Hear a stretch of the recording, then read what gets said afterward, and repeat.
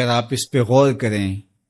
تو آداب معاشرت کا خلاصہ ہے یہ حدیث۔ آقا کریم نے ارشاد فرمایا اتنی دیر تک کوئی شخص کامل مومن نہیں ہو سکتا جب تک وہ اپنے مومن بھائی کے لیے وہ پسند نہ کرے جو اپنے لیے پسند کرتا ہے۔ ایک اچھا معاشرہ تشکیل دینے کے لیے آپ کو کوئی رہنما اصول چاہیے گا تو اس سے بہتر آپ کو کوئی اصول نہیں ملے گا۔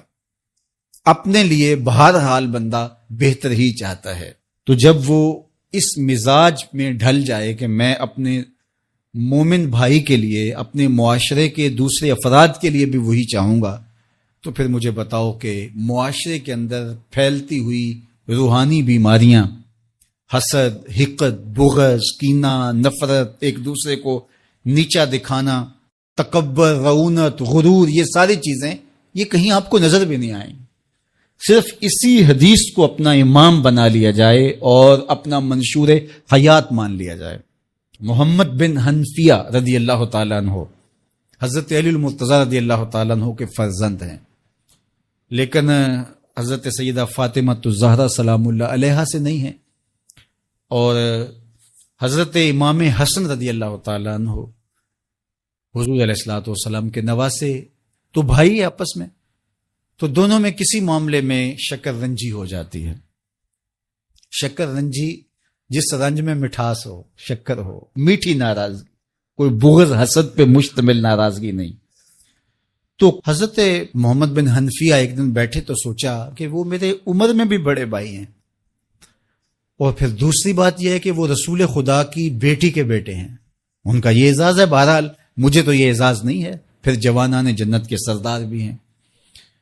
تو میں ان سے ناراض ہوں، وہ میرے سے ناراض ہیں، تو بات بھی کوئی اتنی خاص نہیں، تو اب دن بھی 3 گزر رہے ہیں، چلو میں ان کو راضی کر لیتا ہوں۔ تو گھر سے نکلے ان کو راضی کرنے کے لیے، تو واپس آ گئے راستے سے، کاغذ لیا اور اس کے اوپر اپنے بھائی کے نام مکتوب لکھا کہ میں آپ کو راضی کرنے کے لیے گھر سے نکلا تھا، لیکن راستے میں مجھے حضور علیہ السلام کا فرمان یاد آیا کہ جب 2 مومن بھائی آپس میں کسی معاملے میں الجھ جائیں، ناراض ہو جائیں، تو جو صلح میں پہل کرے گا وہ جنت میں بھی پہلے جائے گا، تو میں تو یہ گوارا نہیں کرتا کہ آپ سے پہلے جاؤں،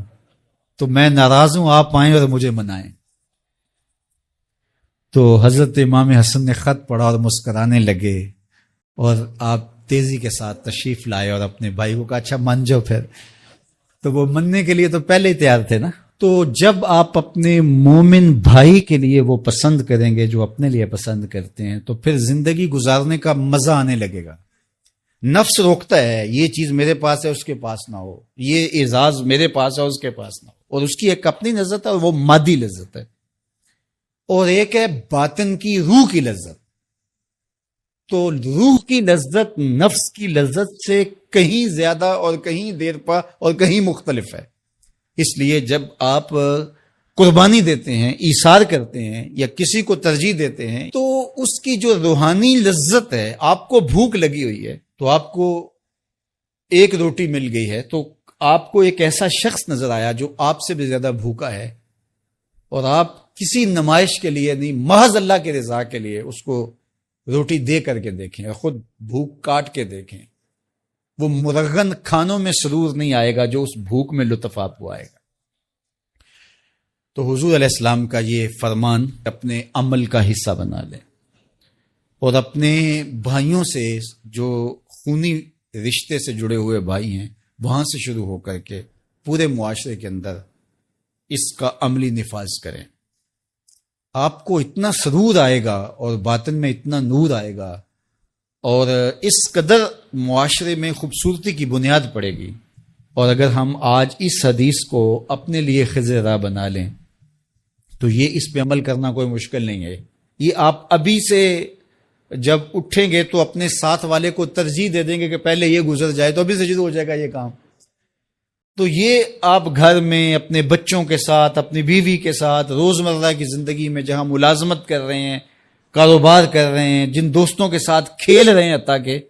تو یہ وہ چیز ہے کہ اس کا آغاز عمل سے پہلے سوچوں سے شروع ہو جاتا ہے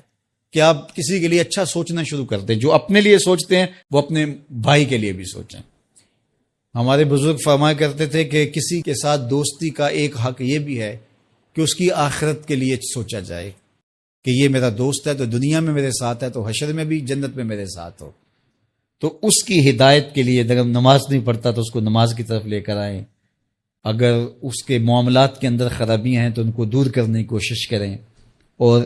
اس کو آہستہ آہستہ اچھائی کا خوگر بنائیں.